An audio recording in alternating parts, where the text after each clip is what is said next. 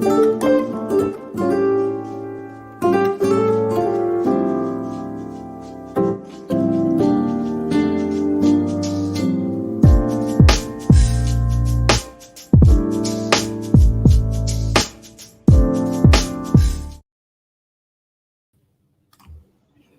morning, everybody. It's Merritt here. I'm the founder and creator of Master of One Coaching, which is an executive and leadership coaching practice for world changers based here in the New Paltz, Hudson Valley area in New York State, but with international reach. And speaking of international reach, I am blessed to be joined by my bestie this morning, Jennifer Tonnis, who is not only one of my oldest, that is to say, longest term friends, and my dearest, but also an incredible inspiration and to me, and a leader very much in her own right. And today we're going to talk about uncommon paths to leadership, because you certainly have had that and continue to have that. So welcome, Jennifer.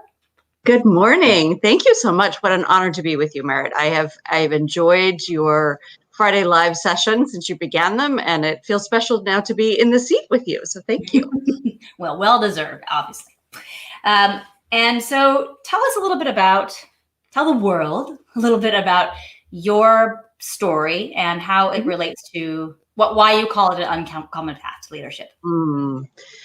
It's an uncommon path to leadership because I've had a potpourri of a career, and professional and personal accomplishments along the way. You know, I popped out of elite schools, having attended a seven-sister school, with this idea that you're supposed to drive forward and either go to graduate school or hit the ground running and just go up that ladder of defined success. And I came out idealistic and I wanted to make a difference in the world. I still do. And in New York City with you, and went into nonprofits and realized that what I wanted to do was change the organizations more than I wanted to make the impact, because I saw the greater impact as making them more efficient, if that makes sense. And I spent some time there and then said, hey, I need to go to graduate school because I need to know how to manage these organizations, because if they're not managed well, we're not going to do well overall. So got a master's in public administration along the way, and twists and turns in that process as well, because that's life. Life is sometimes it's sticky and it's messy, but popped out the other end and realized that I am so passionate about so many different topics that the best I saw was, again, better management for local governments was kind of the direction that I really wanted to go, because you see so much provided in local government, and I'm a huge advocate for the services that are provided. And I began to see what I refer to from my mentor, Nancy Hetrick, gold stars in organizations. And so I didn't even want to work for one local government. I landed at a wonderful consulting firm, boutique little firm, but big in our own britches. In that we are the largest largest local government consulting group in the country, that specializes in those city, county, special districts, all that stuff, management partners. And what we do is go into different organizations and help them run better. And I love it. So, and I did that. And then I had a kid, and then my life turned again. And I realized that for me, for my family, the balance needed to be that I work part-time. And then I happened to have joined the board of an organization promoting STEM education. And then I happened to have run some political campaigns and been an advisor to a local politician. And then we lived abroad, and then I came back. So it's all over the place, but my message here is that I have had so many hats. I've had so many titles. I've had silly titles. My favorite was senior manager, in which I felt like I was either running a Walmart or I was in charge of projects, right? And what I learned in that is that titles don't matter. It really doesn't come down to it. Again, it's going back to that thought process that it came out of these elite schools, and you're supposed to climb this ladder, and you're supposed to be this, and at this age, you're supposed to be a vice president of X, Y, and Z. Public sector, private sector, whatever it is. What I have learned is that regardless of title, it's finding the place where you make the biggest impact. And that impact is not necessarily because you are the highest power person in the room. It's where you edge yourself and where you find the people who will listen to you. And you find your moments to make those changes and make those differences along the way. So that's the potpourri of my career, and the reason why I gave up long ago the idea of title. Yeah, and what speaking to you a lot is influence too, right? So the influence that you have in a room, who's listening to you, who you're listening to, right? So that you can understand what they need, and then the impact that you're having based on what the needs are expressing, and also your expertise and kind of our own, what's called a zone of genius, right? Which is like, where can I really dive in with what I know to be true and what I understand to be true through my education, my experience, and use all of that to channel your abilities and your gifts for the greater good. And I'm smiling here because Adrienne is here. And by the way, you all should know each other. Adrienne is another woman who has definitely created her own way and her own pathway to leadership. We talked about that a couple weeks ago, and she says she loves how you describe impact. So indeed, I do as well, Adrienne. And good to see you this morning.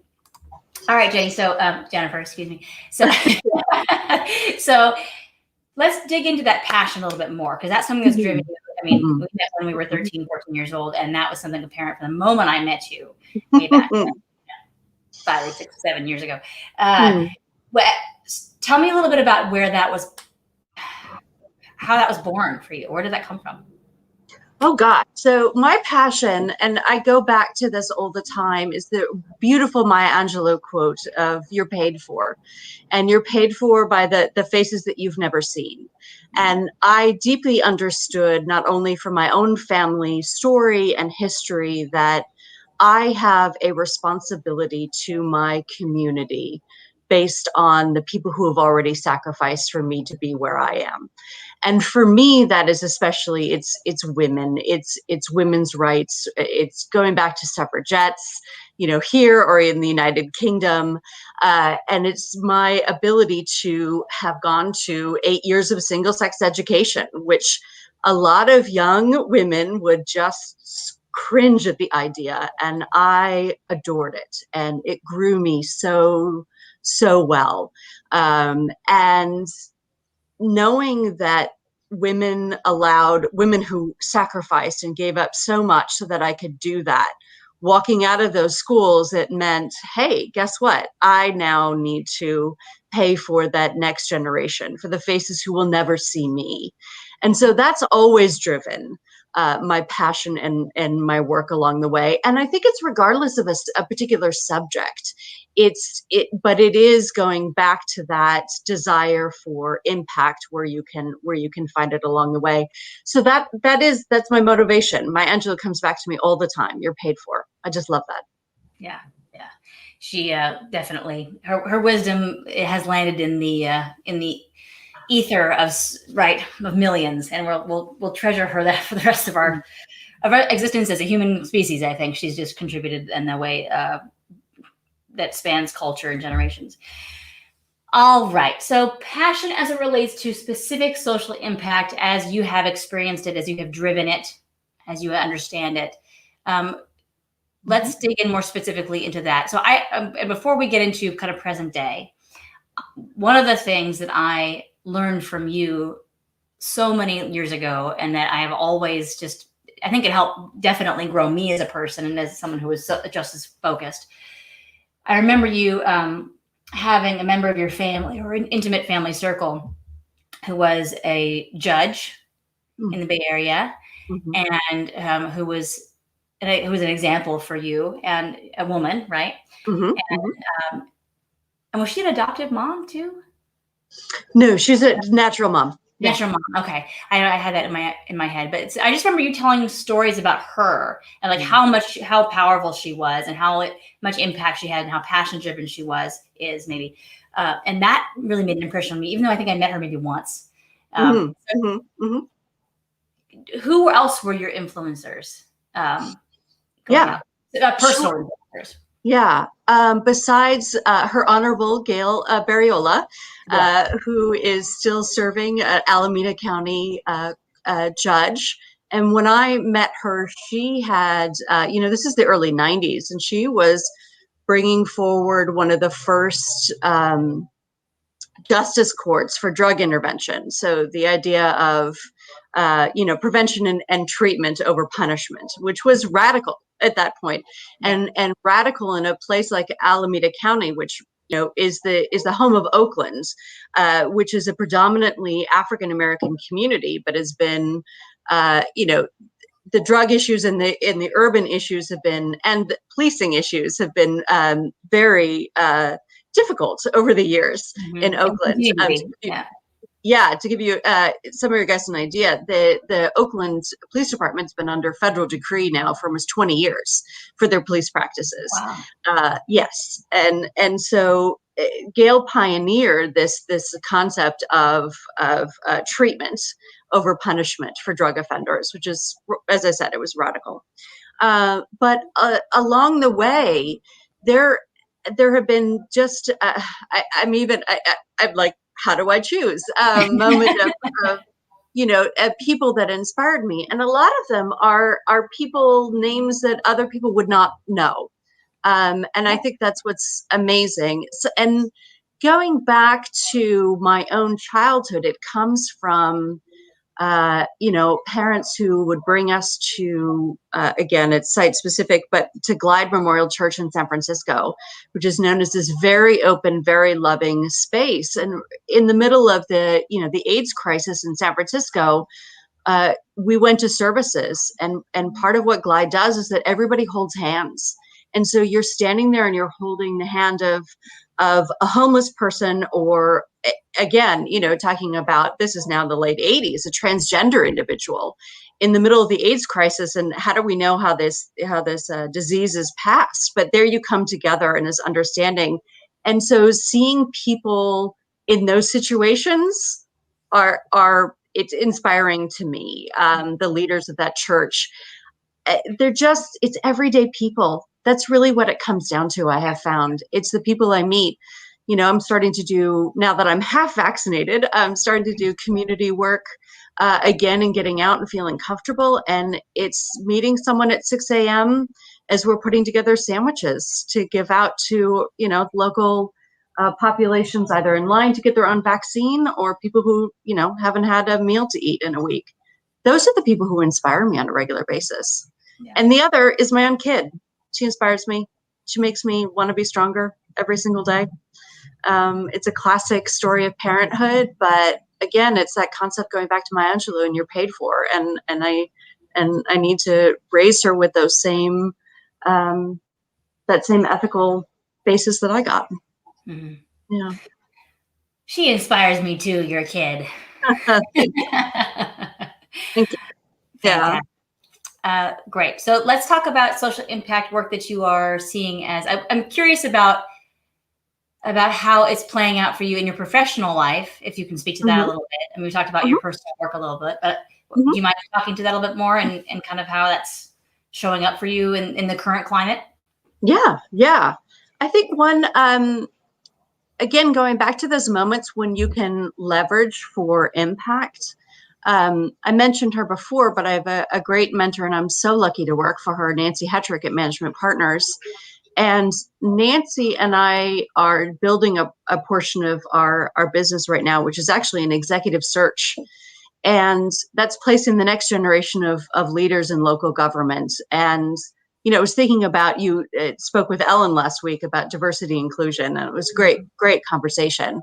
And one of the ways where my impact, regardless of title, is I can use it, is a conversation I had with Nancy just a couple of weeks ago, and said, hey, you know what? We are We are lucky in local government in that diversity is not as difficult for us to ensure we're bringing forward to a client when they want a series of candidates. And it's also because we're in the West. It's our pure geographic circumstance.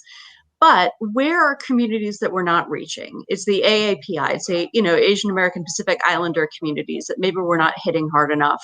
And how do we expand that outreach? And maybe it takes some more investment on behalf of our organization to do. We're doing a great job, but could we do better? And let me dive through our data and see who have we recruited in the past? Are we bringing forward the right people in those situations? And so, as I said, it's taking those moments when you've got the ears of people and taking advantage of that to promote social change. Yeah. I'm just going to reset the room, as I say, real quick for anybody who is joining us new. I'm sitting here with my dear friend and comrade in arms, Jennifer Tonnis. She's a public policy and administration expert and a consultant for local governments there, not just in California and the Bay Area, but we work with all over the country. Nationwide. Right? Yep, nationwide. Nationwide. And we've known each other for a long time. And we're talking about uncommon pathways to leadership and how we sort of blow open the traditional journey toward leadership. And, as I sit here in my corner office, which is the corner office of my home, I keep saying you don't need a corner office, and yet I built myself one, which is really nice, but it's mine. But regardless of title or position, role in an organization, even, where can you have influence and exercise your passion muscles for the greater good, right? For the good of your community and the world at large. All right, Jenny. So I would be remiss to go any further without saying that you and I went to high school together at Santa Catalina School in Monterey, California. So we can give a shout out to Catalina. Yep. And I think we might have some alumni joining us today from there as well. So I also wanted to extend the invitation again that if you are just joining us or you're listening and will have a thought, insight, question for either one of us, please go ahead and drop that in the chat. We'd love to address that live, or we can also come back in the comments later, but we would love to hear from you. Yeah. Okay, so let's talk a little bit more about your experience as a world traveler and how you lived abroad. You've also traveled extensively. And how have you seen? Well, I could ask a specific question. What would you like to say about your experiences as a traveler, as an American traveling abroad, in terms of your justice lens? Does that give you a platform enough to spring off of? Besides, do it if you can do it, and do it with your eyes wide open.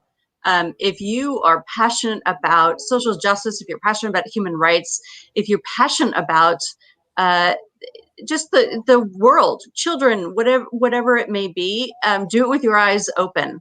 My amazing partner Eric and I like to talk about how we never travel via Hilton. That's not how we go. We go and we stay with families when we can. We are away from most of the rest of where people travel, and that's where you learn the most, not only about those cultures and those people, but I think about yourself. And you come back asking more and more questions, which makes you want to change more and more, which makes you want to increase your impact in your world. And, it's interesting. I think we lived in the United Kingdom for almost 3 years. And that was, in some ways, more fundamental to me, living in a different environment and seeing a world where what it meant for people when they didn't have to worry about healthcare, when they didn't have to worry about housing or the next meal that they're providing to their families, because the governmental structure is in place and those are the priorities that their country and their communities have made. And that coming back into local government for me has really inspired my own perspectives on policy. And the idea, I'm going to go off on a bit of a tangent here, but the idea that if we want to affect big issues like climate change, we've got to make sure that people have secured housing and healthcare here first. because how can you expect most people to pay attention to climate change or other big policy issues if they're still struggling on the day-to-day of where they are? It goes right back down to basic instincts, yeah, survival. And I have a colleague who posted a video last week, and she's like, your brain is kind of an a-hole, right? Because it's focused on primarily on keeping you alive. Mm-hmm. And if it is not sufficiently satisfied that you are going to be alive in the next hour, day, or week, then it's not going to be able to think beyond that. No. And it just can't. We're just not wired for anything other than that. If our basic needs are threatened, right, or not being met. Yeah. Yeah. It's a great point. It's a great point. Mm-hmm. And tell me a little bit about the challenges that you have faced. So I know we talk a lot about inspiration and passion and drive, and what makes us tick and what makes us want to do the good work that we strive to do. What are some of the challenges or kind of shadow side pitfalls of doing the work that you've done and not having your eyes wide open? Well, it's I think what I sorted through coming out of graduate school for me, and that was the difference between wanting to chase after every really important cause and fix everything, and instead to step back and try and fix how those problems are solved. So going back and wanting to help an organization be better. Local government, we talk a lot about efficiency and effectiveness, right? It's big. Those are big words that sometimes are not really held on to well. But you have to have a well-run organization in order for that organization to achieve its mission. Yeah. So regardless of its mission. And so my challenge earlier on in my life path, I like to refer to it as that versus my career path, because it is all of us. It's not just your professional definition. It was finding out that my best space where I could make the biggest impact was to help those organizations run themselves better, which is why I have a master's in public administration. It's how to run a government. It's how to run a nonprofit. And I had the joy of helping a nonprofit working in STEM education and first-generation college students shift from an all-volunteer space into a professionally run organization. And that's, incredibly rewarding thing that chunk of my life path that I took. And it kind of comes back to something else that I wanted to talk about, and that is that when your eyes are open and when you know what you can do, you bring to the table at any given time a skill set that makes that change. If you're not caught in this linear path of needing to increase your title, increase your salary, increase your whatever in a particular way, you're open to other opportunities. So it's that stint that I took with a nonprofit as a volunteer board member, right?